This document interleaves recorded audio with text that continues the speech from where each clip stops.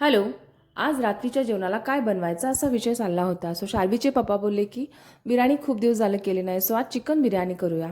So त्यांनी chicken आणून दिलं. अर्धा किलो चिकन आणलेलं स्वच्छ धुवून ते मी दही, आलं लसूण पेस्ट, हळद मीठ घालून मॅरिनेट करायला ठेवलं होतं फ्रीजमध्ये.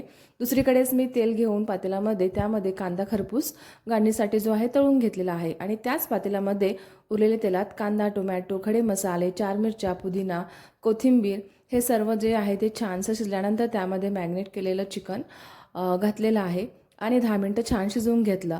दुसरीकडेच मी कढईमध्ये भात शिजवण्यासाठी त्यामध्ये पाण्यात 2 चमचे मीठ आणि खडे मसाले, पुदिना हे सर्व घालून तसेच तूप आणि लिंबूसुद्धा घातलेला, जेणेकरून जे तांदूळ आहे ते खूप छान असे लांबसर आणि पांढरेशुभ्र होतील.